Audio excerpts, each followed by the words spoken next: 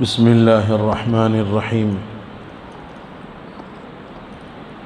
الحمد لله وكفى وسلام على عباده الذين اصطفى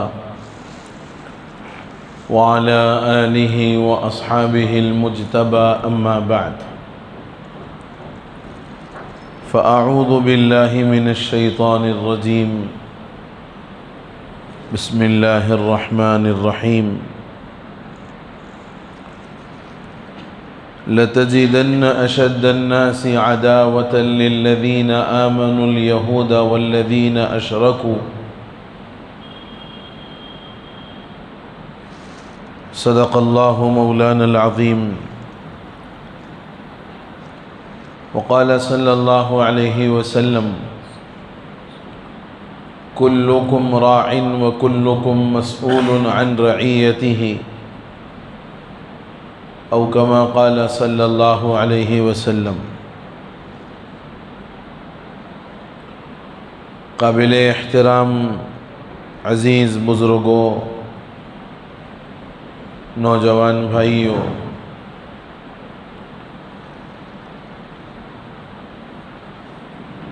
آج جس عنوان پر آپ حضرات سے گفتگو کرنی ہے، بڑا ہی حساس موضوع ہے اور اس وقت کی یہ ضرورت بھی ہے کہ مسلمان صرف برائے نام نہیں بلکہ برائے کام ان باتوں کو نہ صرف یہ کہ سنے بلکہ اس کے لیے اپنے آپ کو ہمیشہ تیار رکھے. بنیادی طور پر ہر مسلمان اس بات سے بخوبی واقف ہے کہ اللہ رب العزت کا یہ جو دین ہے یہ تا قیامت باقی رہنے کے لیے، اور جب تک یہ دین باقی رہے گا اللہ اس نظام کائنات کو چلائیں گے. اور جب یہ دین، یہ مذہب دنیا کے اندر باقی نہیں رہے گا اور سارے کے سارے اللہ کے نافرمان اور اللہ کے باغی قسم کے لوگ دنیا میں رہیں گے تو پھر اللہ پورے نظام کو درہم برہم کر دیں گے. یہ ہم میں کا ہر انسان، ہر ایمان والا اس بات سے بخوبی واقف. اور پھر اللہ رب العزت نے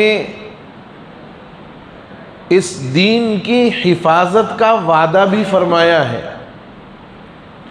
پچھلی جو آسمانی کتابیں نازل ہوئی ہیں، توریت ہے، زبور ہے، انجیل ہے، ان تینوں کتابوں سے متعلق یہ بات ذہن میں رہے کہ یا تو ان کتابوں کے پڑھنے والے زیادہ نہیں تھے، یا اگر پڑھنے والے تھے تو اس کو محفوظ کرنے والے نہیں تھے، اور اگر کوئی محفوظ کرنے والا تھا بھی تو سمجھنے والا نہیں تھا. لیکن اللہ رب العزت نے قرآن کے سلسلے میں یہ ضابطہ بنایا ہے کہ قرآن کو پڑھنے والے بھی بے شمار، قرآن کو محفوظ کرنے والے بھی بے شمار، اور قرآن کو سمجھنے والے بھی الحمدللہ بے شمار.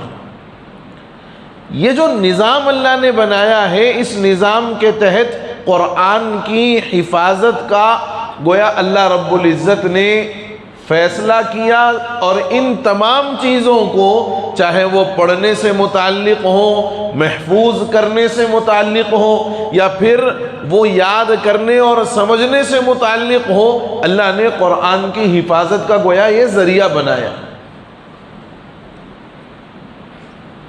اور پوری دنیائے انسانیت اس بات کو بخوبی جانتی ہے کہ مسلمان سب کچھ برداشت کر سکتا ہے، لیکن اپنے دین، اپنے مذہب اور اپنی آسمانی کتاب کے سلسلے میں کسی قسم کی کوئی تبدیلی برداشت نہیں کر سکتا. پوری دنیا انسانیت جانتی ہے، بلکہ یوں کہو کہ پورے دشمنان اسلام اس بات سے بخوبی واقف ہیں کہ مسلمان اپنے دین و ایمان اور اپنی کتاب اور اپنی شریعت کے سلسلے میں کسی قسم کا کوئی مداخلت اور کسی قسم کی کوئی کمی اور کسی طرح کی کوئی تبدیلی کسی قیمت پر برداشت نہیں کر سکتا۔ دشمنان اسلام نے بہت غور کیا کہ مسلمانوں کو ان کے دین و ایمان سے، ان کی مذہبی کتاب سے، ان کے شرعی احکام سے کیسے ان کو ہٹایا جائے، کیسے ان کو دور رکھا جائے۔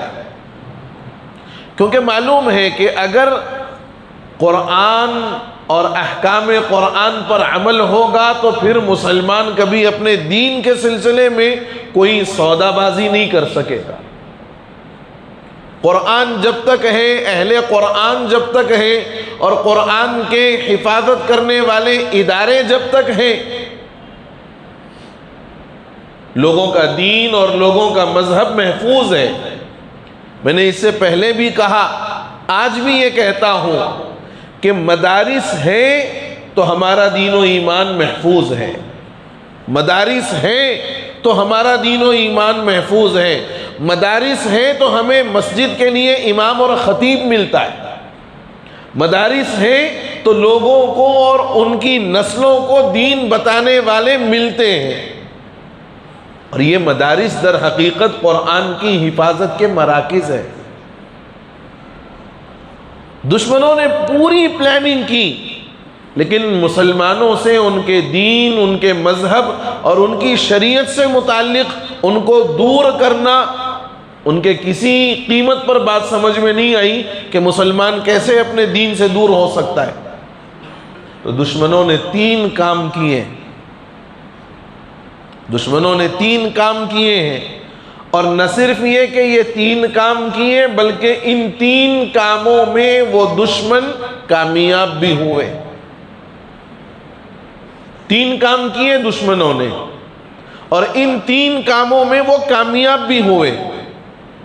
چنانچہ پہلا کام جو دشمنان اسلام نے اسلام اور مسلمانوں کے خلاف میں کیا ہے، بلکہ یوں سمجھو کہ مسلمانوں کا دین و شریعت سے رشتہ کمزور کرنے کے لیے کیا ہے، جو سازش کی ہے مسلمانوں کا دین و شریعت سے رشتہ کمزور کرنے کے لیے کیا ہے۔ پہلی سازش یہ کی کہ دکھ کر آنے والا جو اسلام ہے، دکھ کر آنے والا جو اسلام ہے، دکھ کر آنے والے کا مطلب آنکھوں کو نظر آنے والا جو اسلام ہے، اس اسلام کی اہمیت اور وقعت مسلمانوں کے دلوں سے ختم کر دی۔ ظاہری آنکھ سے نظر آنے والے جو اسلامی شعائر ہیں، جو اسلامی علامات ہیں، جو اسلام کی گویا نشانیاں ہیں، دشمنان اسلام نے اس کی اہمیت اور وقعت مسلمانوں کے دلوں سے ختم کر دی، اور مسلمانوں نے اس کو ختم بھی کر دیا۔ اکثر میں آپ سے ایک سوال کر رہا ہوں، آپ چلے گئے شمشا آباد سے آگے، ہائی وے پر ہیں آپ، اور آپ ایک جگہ کھڑے ہوئے ہیں، ایک آدمی بہت دور سے آ رہا ہے اور ادھر ادھر ڈلتا ہوا، یعنی شراب کے نشے میں دھت ہے، شراب کے نشے میں دھت ہے، اور وہ ڈھلتا ہوا آ رہا ہے، لیکن اس کے سر پر ٹوپی، اس کے سر پر ٹوپی ہے۔ آپ سے اگر کوئی سوال کرے کہ بھائی وہ دور سے ادھر ادھر ڈھلتا ہوا جو آدمی آ رہا ہے، یہ بتاؤ کہ یہ کون ہے، آپ کیا بولو گے؟ اس کا نام معلوم نہیں ہے، محمد حسین ہے اس کا نام نہیں معلوم، شاہ جہاں ہے نہیں معلوم، شاہ گنج ہے نہیں معلوم، لیکن آپ اس کو دور سے دیکھ کر کے مسلمان کہو گے۔ کیوں کہہ رہے ہو مسلمان؟ ٹوپی کی وجہ سے۔ میرے بزرگوں یہ جو ٹوپی ہے، یہ جو داڑھی ہے، یہ جو ہمارا لباس ہے، اسلامی لباس، یا یوں کہو کہ صلحاء کا لباس، اسلام نے کوئی ڈریس متعین نہیں کیا، نیک لوگوں کا، متقیوں کا جو لباس ہے، یہ ظاہری طور پر دکھ کے آنے والا اسلام ہے۔ ٹوپی کیا ہے؟ دکھ کے آنے والا اسلام۔ داڑھی کیا ہے؟ دکھ کے آنے والا اسلام۔ اور یہ جو لباس ہے، یہ لباس سے بھی آپ یہ پہچان پاؤ گے کہ یہ مسلمان ہے۔ وہ ہائی وے پر جو آدمی کھڑا ہے اس کو معلوم نہیں ہے کہ وہ کون ہے، وہ ڈلتا ہوا آ رہا ہے، شراب کے نشے میں دھت ہے، لیکن سر پر ٹوپی ہے تو آپ نے اس کے اس دکھ کر آنے والے اسلامی علامت کو دیکھ کر صاف الفاظ میں کہا کہ یہ شرابی بھی ہو تو ہو سکتا ہے، لیکن اس کا ظاہری حلیہ اس کے مسلمان ہونے کی شہادت دے رہا ہے، گواہی دے رہا ہے نا۔ داڑھی بھی ظاہری طور پر دکھ کر آنے والی اسلام کی علامت۔ دشمنوں نے یہ دکھ کر آنے والی اسلامی علامات کی اہمیت و وقعت مسلمانوں سے ختم کر دی، مسلمانوں سے ختم کر دی۔ اب آپ دیکھو کہ عام حالات میں ٹوپی لگانا تو بہت دور کی بات ہے مول صاحب، نماز میں ٹوپی لگا کر کھڑے ہونے کو بھی لوگ یہ سمجھتے ہیں کہ ضروری نہیں ہے۔ ہاں ٹھیک ہے، فرض نہیں ہے، بغیر ٹوپی کے نماز ہو جاتی، بغیر کرتے کے بھی نماز ہوتی، بغیر کرتے کے بھی نماز ہو جاتی۔ سطر چھپانے کے بقدر اگر کپڑا ہے تو سطر چھپ گئی تو بھی نماز ہو گئی، اور اگر کسی کے پاس سطر چھپانے کے بقدر بھی کپڑا نہیں ہے تو ننگی حالت میں بھی نماز ہو جائے گی۔ مسئلہ تو یہ ہے۔ لیکن میں آپ سے یہ عرض کر رہا ہوں کہ دشمنوں نے جو سازش کی اور جو اپنی سازش میں وہ کامیاب بھی ہوئے کہ دکھ کر آنے والا جو اسلام ہے، چاہے وہ ٹوپی ہو، چاہے وہ داڑھی ہو، چاہے وہ لباس ہو، اس کی اہمیت مسلمانوں کے دل و دماغ سے ختم کر دی گئی۔ آج بڑا مسلمانوں کا طبقہ ہے جن کو ٹوپی کی اہمیت سے کوئی واقفیت نہیں اور اس سے کوئی سروکار نہیں، چہرے پر داڑھی ہو اور سنت رسول سجی ہوئی ہو، اس سے کوئی سروکار نہیں ہے، مگر ہم ببانگ دہل یہ اعلان کرتے ہیں کہ صاحب ہم پکے مسلمان۔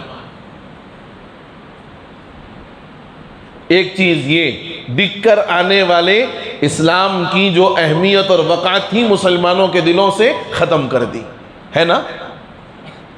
دوسری چیز جو دشمنوں کی سازش کا حصہ ہے وہ یہ کہ ہماری مادری زبان کیا ہے بھائی؟ ہماری مادری زبان اردو۔ بہت سارے لوگ بولتے ہیں ہندی، ہم ہندوستانی ہیں، ہندی ہیں، لیکن ہماری زبان مادری طور پر اردو ہے۔ مادری زبان کی اہمیت اور مادری زبان کا استعمال، رواج، چال چلن یہ ختم کر دیا۔ میں آپ سے یہ بات اس لیے عرض کر رہا ہوں کہ آج ہم اپنی اولاد کے سلسلے میں جب وہ انگریزی میں بات کریں، انگلش میں بات کریں تو سینہ فخر سے چوڑا ہو جاتا ہے۔ دیکھو آپ میرا بیٹا کیسی انگریزی میں بات کر رہا ہے، اور وہی بیٹا اگر اس سے دو الفاظ کوئی اردو کے پڑھنے کے لیے کہا جائے وہ کہے گا کہ صاحب میرے کو اردو نہیں آتی، میرے کو اردو نہیں آتی۔ میں آپ سے یہ بات اس لیے عرض کر رہا ہوں کہ اسلامی تعلیمات کا اور اسلامی باتوں کا 80 سے زائد فیصد ذخیرہ اردو زبان میں موجود ہے۔ جب ہمیں اردو ہی نہیں آتی تو ہم اسلام کے ذخیرے کو پڑھیں گے کہاں سے؟ نتیجہ یہ ہے کہ اردو سے ناواقفیت ہے، اس پر مستزاد دین بیزاری کا ایک ایسا ماحول ہے، اور اس پر کریلا نیم چڑھا کہ صاحب لوگوں کو علماء پر اور علماء حق پر اعتماد نہیں ہے، تو لہذا واٹس ایپ پر گئے، گوگل پہ گئے، یوٹیوب پہ گئے، تو اب عام عالم اور عام مفتی صاحب کا وہ مقام و مرتبہ باقی نہیں رہا جتنا مقام و مرتبہ مفتی یوٹیوب اور مولانا گوگل کا بن گیا۔ کوئی بھی مسئلہ ہوا فوراً گوگل سرچ، کوئی بھی بات معلوم کرنی ہے فوراً یوٹیوب سرچ۔ کیوں کہ صاحب نہیں، یہ مفتی یوٹیوب ہے، مولانا گوگل ہے، یہ لوگ صحیح بات بتاتے ہیں۔ تو مادری زبان کی جو اہمیت تھی وہ اہمیت ختم کر دی گئی۔ نتیجہ یہ ہوا کہ لوگ دین کے نام پر گمراہی خرید رہے ہیں۔ نتیجہ یہ ہے کہ لوگ دین کے نام پر غیر شرعی اور غیر دینی باتوں کو دین سمجھ کر نہ صرف یہ کہ اس پر عمل کر رہے ہیں بلکہ اس کو عام بھی کر رہے ہیں۔ یہ دوسری سازش، اس میں بھی وہ کامیاب۔ تیسری سازش جو دشمنوں نے کی ہے، اسلام کے بنیادی اور ضروری احکام اور مسائل جو روزمرہ کے ہیں، روزانہ پیش آنے والے ہیں یا سال میں چند مرتبہ پیش آنے والے ہیں، ان مسائل کے سلسلے میں دشمنوں نے مسلمانوں کے درمیان کنفیوژن پیدا کر دی، اور ایسی کنفیوژن پیدا کر دی ہے کہ لوگ اس کنفیوژن کے چلتے لڑنے، مارنے اور سب کچھ کرنے کے لیے تیار ہیں۔ ایسی کنفیوژن پیدا کر رکھی۔ نہ صرف یہ کہ یہ کنفیوژن لڑنے مارنے کے لیے تیار کروا رہی ہے، بلکہ ایک دوسرے کا چہرہ دیکھنے کے لیے تک بھی آدمی تیار نہیں۔ ایسی کنفیوژن پیدا کرتی کہ بھئی یہ کرنا صحیح یا غلط، یہ ایسا جانا صحیح یا ویسا جانا غلط۔ ایسی کنفیوژن تقریباً نماز کے مسائل لے لو آپ، نماز کے مسائل لے لو آپ۔ حضرت امام اعظم ابو حنیفہ رحمۃ اللہ علیہ کو ماننے والے، یعنی ان کی فقہ کو ماننے والے، امام اعظم ابو حنیفہ کوئی اللہ رسول نہیں ہے، یہ ذہن میں رکھو آپ۔ کوئی اللہ رسول نہیں ہے، نہ امام شافعی ہے، نہ امام مالک ہے، نہ امام احمد ابن حنبل ہے، بلکہ ہم یہ سمجھتے ہیں کہ یہ چاروں ائمہ نے قرآن و سنت کی روشنی میں دین کے احکام اور دین کے مسائل کو جو انداز میں سمجھا اور سمجھایا ہے، ان کی سمجھ ہمارے نزدیک معتبر ہے، لہذا ہم اس پر عمل کرتے ہیں۔ ان کی شرح کو ہم سمجھتے ہیں کہ درست ہے، ان کو ہم شریعت نافذ کرنے والا نہیں سمجھتے، کوئی اللہ رسول نہیں ہے۔ تو اب امام اعظم ابو حنیفہ رحمۃ اللہ علیہ کے ماننے والوں کے یہاں کہ بھئی نماز میں ہاتھ ایسے باندھیں گے، حضرت امام شافعی رحمۃ اللہ علیہ کے یہاں باندھیں گے، امام مالک رحمۃ اللہ علیہ کے یہاں ہاتھ چھوڑ کر کے کھڑے ہوں گے۔ دیکھا ہوگا جن لوگوں نے حج اور عمرے کے موقع پر کئی لوگوں کو دیکھا ہوگا ہاتھ یوں کھڑے چھوڑ کر کے کھڑے ہو جاتے ہیں قیام کی حالت میں۔ موالک کا یہ مسلک ہے کہ ہاتھ ان کے یہاں قیام کے اندر ہاتھ کا ارسال ہے، ہاتھ چھوڑ دینا، اور امام احمد ابن حنبل رحمۃ اللہ علیہ وہ یہ کہتے ہیں کہ نہیں، ایسے ہی ہاتھ باندھیں گے۔ تو اب یہ طریقہ ہے، اور ہر امام کے نزدیک اپنے اس عمل پر دلیل موجود ہے، لیکن دشمنان اسلام نے اس کو ایسا بڑھاوا دیا اور اس کو ایسے لوگوں کے درمیان میں عام کیا کہ اب یہاں ہاتھ باندھنے والا یہاں ہاتھ باندھنے والے کو ترچی نگاہ سے دیکھ رہا، یہاں ہاتھ باندھنے والا یہاں ہاتھ باندھنے والے کو ترچی نگاہ سے دیکھ رہا، حالانکہ وہ بھی نماز پڑھ رہا ہے، یہ بھی نماز پڑھ رہا ہے۔ دشمنوں نے ایسا کنفیوژن پیدا کر دیا ہے کہ حق اور ناحق کے سلسلے میں ہم خود آگے بڑھ کر کے یہ فیصلے کرنا شروع کر دیے کہ ہم حق پر ہیں، تم ناحق پر ہیں، ہم صحیح ہیں، تم غلط ہیں۔ میرے بھائی، یہ کام عوام کا نہیں ہے، یہ کام علماء کا۔ تو اب یہ تین ایسی سازشیں ہیں، ان تین سازشوں میں دشمنوں نے اپنا بھرپور کردار ادا کیا، اور نہ صرف یہ کہ کردار ادا کیا، اس میں کامیاب بھی ہو گئے۔ دکھ کر آنے والی جو اسلامی علامات ہیں، چند مسلمانوں کے علاوہ اکثروں کے چہروں پر نہ داڑھی ہے، نہ سروں پر ٹوپی ہے۔ عام حالت میں پوری زندگی نبی کریم صلی اللہ علیہ وسلم نے جب سے نماز فرض ہوئی ہے، جب سے لے کر آپ کی حیات مبارکہ کی آخری نماز تک، کوئی نماز نبی نے بغیر ٹوپی بغیر عمامے کے نہیں پڑھی، بغیر ٹوپی اور بغیر عمامے کے نہیں پڑھی۔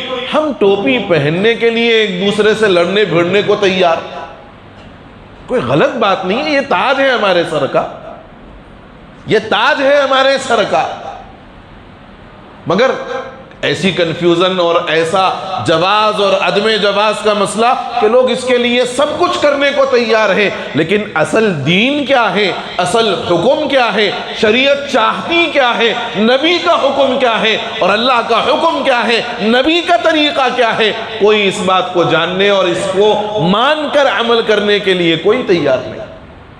ہر آدمی اپنی انا، ہر آدمی اپنی ضد، ہر آدمی اپنی چاہت اور اپنی خواہش کے مطابق مذہب پر عمل کرنا چاہتا ہے، حالانکہ مذہب میرے اور آپ کی خواہش کے مطابق نہیں ہے۔ مذہب نام ہے اللہ اور اس کے رسول کے حکموں کو ماننا اور اس پر اپنی عملی زندگی کو لے آنا، اس طور پر کہ میری ہر خواہش شریعت کے مطابق بن جائے، میں شریعت کو اپنی خواہش کے مطابق نہ بناؤں، شریعت کو میں اپنی خواہش کے مطابق نہ بناؤں، بلکہ میری ہر خواہش شریعت کے مطابق بن جائے۔ اور ذرا غور کر کے دیکھو، یہ جو 3 سازشیں ہیں، ان 3 سازشوں کا منہ توڑ جواب دینے والے مدارس اسلامیہ، مدرسے میں پڑھنے والے طلبہ، ظاہری دکھ کر آنے والا جو اسلام، ٹوپی بھی، داڑھی بھی، لباس بھی، اس پورے لباس کے ساتھ، پورے حلیے کے ساتھ مدارس کے طلبہ مدارس میں پڑھتے ہیں۔ ان کی سازش کو ناکام یہاں پر مدارس کے طلبہ کے ذریعے سے۔ دوسری چیز، مادری زبان جس سے ہمیں متنفر کیا گیا ہے، ہر مدرسے کے اندر طلبہ کو قرآن کی تعلیم کے ساتھ ساتھ اردو کی بھی لازمی تعلیم دی جاتی ہے نہیں؟ اور جو کنفیوژن پیدا کیا گیا ہے امت کے درمیان، اس کا صحیح حکم کیا ہے، اس کا صحیح حل کیا ہے، اور شریعت اس میں ہماری کیا رہنمائی کرتی ہے، یہ مدارس میں طلبہ کو پڑھایا اور سکھایا جاتا ہے۔ تو اس لیے میرے بزرگوں، مدارس ہمارے لیے بہت بڑی نعمت ہے، اور اس نعمت کی قدردانی کرنا اور اس کے لیے اپنے آپ کو لگانا اور اپنے آپ کو تیار کرنا اپنے لیے سعادت مندی کی بات ہے۔ اللہ سے دعا ہے کہ اللہ تعالیٰ مدارس جو اس وقت میں یہ کام انجام دے رہے ہیں اور دشمنوں کی ان سازش کو ناکام بنا رہے ہیں، اللہ مدارس کی، مساجد کی اور خانقاہوں کی، دینی مکاتب کی خوب حفاظت فرمائے، خیر اور عافیت کے ساتھ ان کو اپنا کام کرتے رہنے کی توفیق نصیب فرما دے، اپنی مدد شامل حال فرما دے، اور لوگوں کے قلوب کو مدارس اور اہل مدارس کی طرف متوجہ فرمائے۔ آمین یا رب العالمین۔ وآخر دعوانا ان الحمد للہ رب العالمین۔